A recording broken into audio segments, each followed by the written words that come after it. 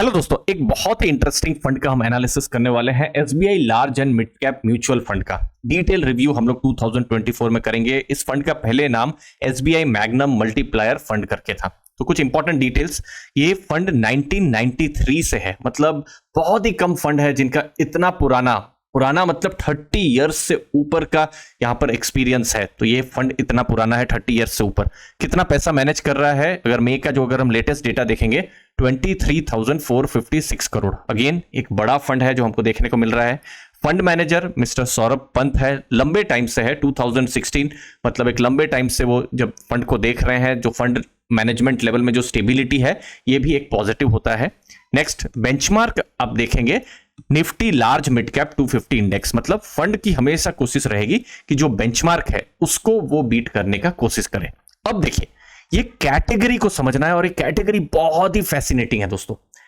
जो large and mid cap category है इसमें आपको दोनों टाइप के स्टॉक्स मिल जाएंगे, पहला लार्ज कैप और दूसरा मिड कैप। तो डेफिनेशन अगर आप देखेंगे तो 35% मिनिमम लार्ज कैप और मिड कैप होना चाहिए।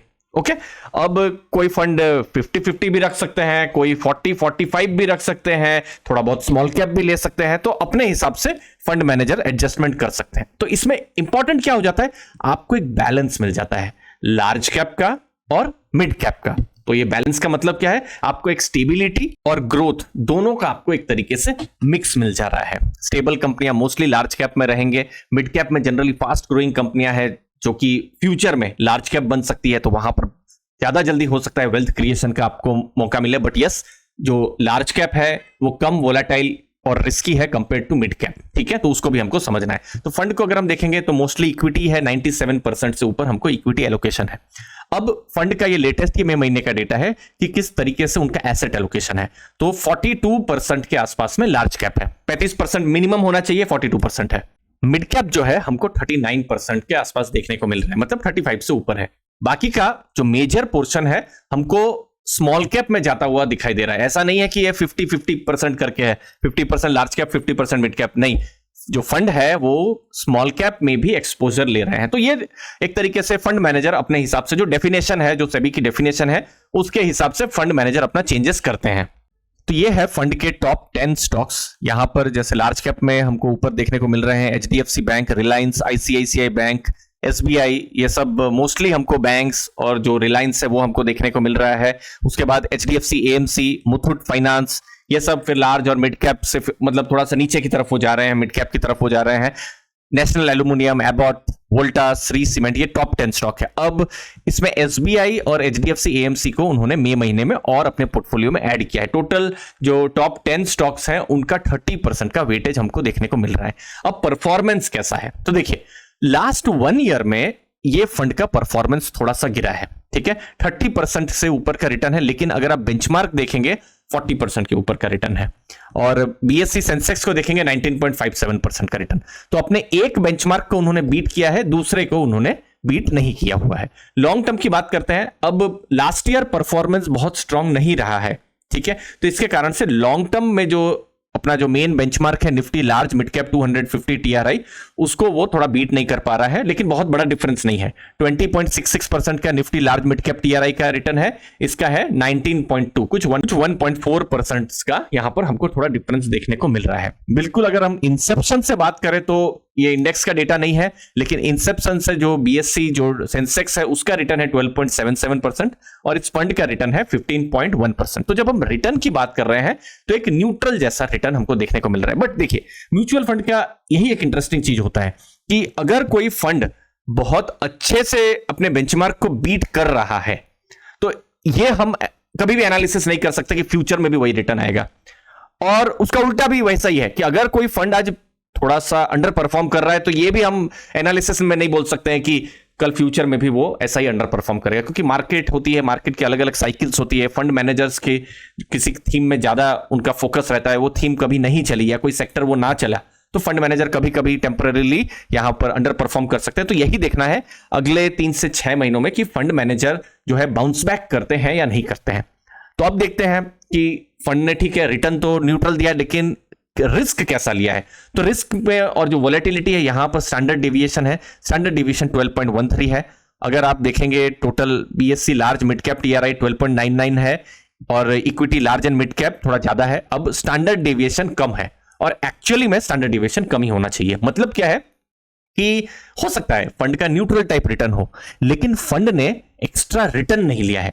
ये बिल्कुल नेगेटिव कब होता कि सोच लीजिए अगर स्टैंडर्ड डेविएशन 15-16 होता और रिटर्न भी खराब होता। अभी भी रिटर्न बहुत खराब नहीं है, 5 ईयर का रिटर्न कुछ 1.5% के आसपास ही है। सोच लीजिए 5% रिटर्न खराब होता 5 ईयर में और यहां पर 15% के आसपास में होता जो भी स्टैंडर्ड डेविएशन है, तो फिर चिंता होती कि भाई आप रिस्क भी ज्यादा ले रहे हो और रिटर्न भी प्रोवाइड नहीं कर रहे हो। ठीक है, लेकिन अभी इनके केस में कैसा एनालिसिस आप कर सकते हैं कि आप रिस्क कम ले रहे हैं। यस, हमारी एक्सपेक्टेशन जरूर होगी कि आने वाले टाइम में आप रिटर्न प्रोवाइड करना शुरू करें। नेक्स्ट है शार्पे रेशियो, कि आप जो रिस्क ले रहे हैं रिस्क एडजस्टेड क्या रिटर्न है। रिस्क एडजस्टेड रिटर्न एक्चुअली में ज्यादा होना चाहिए। तो जो BSc large mid cap TRI का 1.01 है, इसका 1.24 है और इक्विटी का 1.24 है। तो रिस्क एडजस्टेड रिटर्न हमको देखने को मिल रहा है, ये थोड़ा न्यूट्रल से पॉजिटिव की तरफ देखने को मिल रहा है। मतलब कि वोलेटाइल कम है, रिस्क एडजस्टेड रिटर्न हमको ठीक ठाक देखने को मिल रहा है। ये हम एनालिसिस यहां पर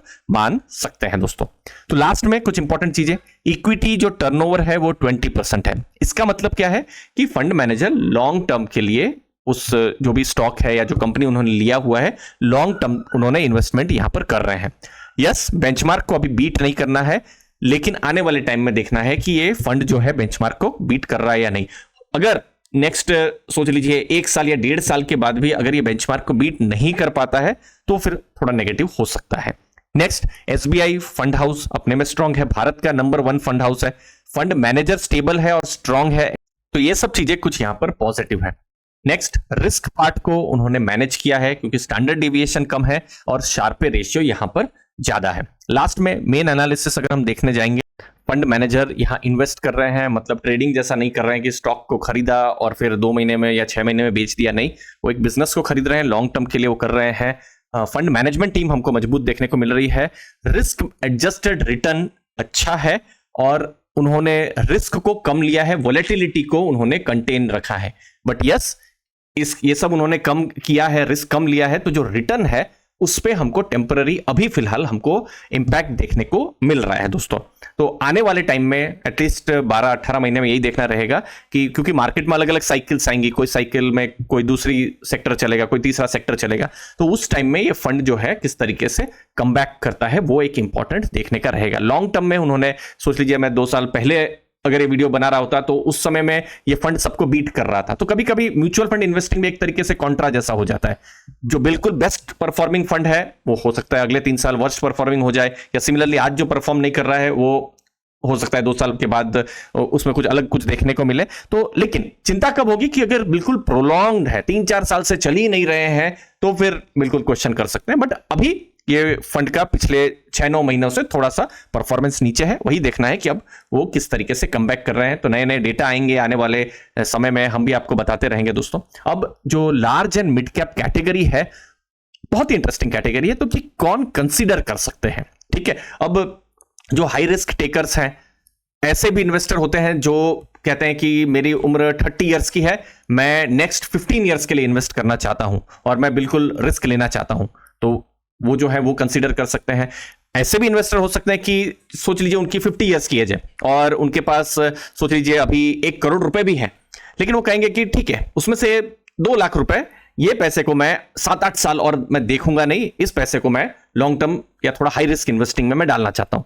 तो वो जो हाई रिस्क इन्वेस्टिंग या फिर लॉन्ग टर्म फोकस, तो वो इन्वेस्टर भी, तो ऐसे हम एज से डिफाइन नहीं कर सकते हैं कि ऐसे भी हो सकता है ना कि 25 साल का कोई इन्वेस्टर बिल्कुल कंजर्वेटिव हो या 50 ईयर से बिल्कुल अग्रेसिव हो। तो आपको अपना वेटेज देखना है। अभी फॉर एग्जांपल आपकी एज 55 है, फॉर एग्जांपल आप लार्ज एंड मिड कैप आप रिस्क लेना चाहते हैं तो ले सकते हैं, लेकिन अगर आपके पोर्टफोलियो में ये एक कैटेगरी 50% होगी तो ज्यादा रिस्क हो गया। तो आप अपना वेटेज देखिए कि ठीक है थोड़ा कम वेटेज रहे, क्योंकि वोलेटिलिटी यहां बहुत रहेगी, क्योंकि मिड कैप्स हैं और इवन इक्विटी लार्ज कैप भी ऐसा नहीं है कि वो गिरेंगे नहीं फ्यूचर में, वो ऊपर नीचे तो मार्केट का चलता रहता है। ठीक है, नेक्स्ट चीज है आपका अगर एक्सपीरियंस हो तो बेटर है, क्योंकि क्या होता है आपने अगर 2-3 साल मार्केट देखी होती है, और मैं तो कहूंगा एटलीस्ट 5 साल का एक्सपीरियंस हो, तो क्या है कि आपने वो कोविड वाला भी साइकिल देखा होगा। तो ऊपर नीचे मार्केट अगर आपने देखी हो ना तो आपके लिए भी कंफर्ट हो जाता है, क्योंकि हमको नहीं पता है मार्केट में फ्यूचर में क्या होगा, कभी हो सकता है 1-2 साल बिल्कुल चले ही नहीं, तो जो नए इन्वेस्टर है वो थोड़ा पेशेंस खो सकते हैं, ठीक है।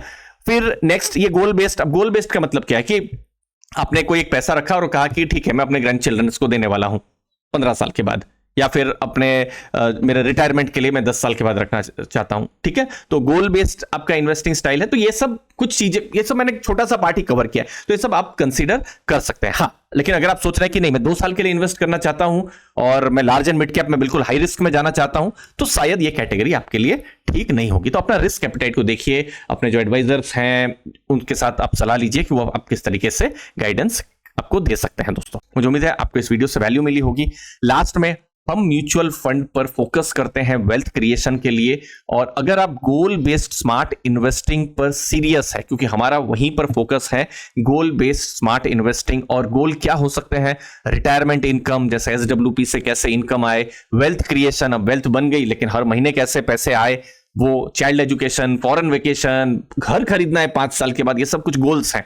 और ये सब गोल्स आपको म्यूचुअल फंड्स के जरिए कैसे मिल सकते हैं, तो इस पर मैं पर्सनलाइज सपोर्ट प्रोवाइड करता हूं। मैं एमफी रजिस्टर्ड हूं, ये मेरा रजिस्ट्रेशन नंबर है। मेरा नाम दीपक है। पास्ट में मैंने HDFC बैंक, आनंद राठी, एलारा कैपिटल जैसी वेल्थ मैनेजमेंट बैंक्स में मैंने काम किया हुआ है, और बहुत सारे पास्ट में HNI क्लाइंट्स और अभी भी बहुत सारे HNI क्लाइंट्स को मैं मैनेज कर रहा हूं। और इतना मैं जानता हूं, हर इन्वेस्टर यूनिक है, उनकी जरूरतें अलग है, सबके लिए अलग यूनिक प्लान बनना चाहिए, स्मार्ट प्लान, क्यूरेटेड प्लान बनना चाहिए। तो यहां पर मैं एक आपको free personalise mutual fund consultation यहां पर मेरे साथ आप कर सकते हैं। अगर आप इंटरेस्टेड हैं तो गूगल फॉर्म है, डिस्क्रिप्शन में आप लिंक को देख सकते हैं। गूगल फॉर्म के लिंक को, आपको गूगल फॉर्म की लिंक को भरना है।